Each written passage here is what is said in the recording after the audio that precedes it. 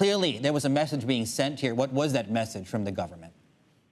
Well, the message from Chief Executive Carrie Lam was that stability had been restored to Hong Kong after the passage of a sweeping national security law earlier this year, as well as a number of bans on protests that have been enforced by the police. We saw about 6,000 riot police out on the street, many of them out long before any protests had materialized or were planned to to come together. And that really put a damper on any efforts to get mass demonstrations together. Whether that qualifies as stability is another matter. There was clearly a lot of interest in these gatherings, and people may have participated in them and voiced displeasure with the government if they had the chance to come out.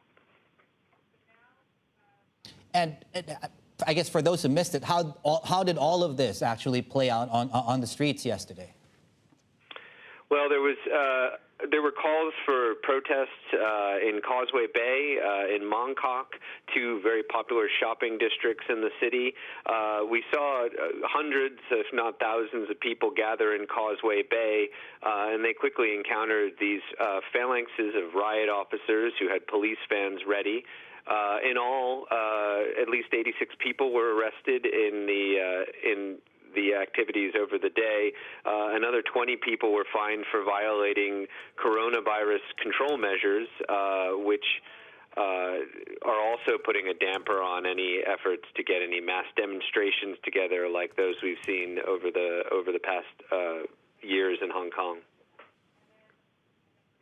And is this what we are and should expect moving forward here in Hong Kong, this stability that the government had been saying these last couple of hours or so?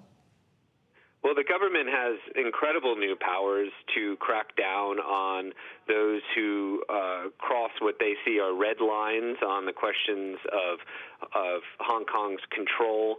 And they also seem to have improved their tactics, where they're more proactive and they're out earlier in events and attempting to prevent things from getting started. I think that may be the norm. Whether the government can continue to hold protests at bay after the control altogether after the coronavirus measures come down, they'll probably face pressure to relax that and allow at least some protests, which are guaranteed by Hong Kong's law.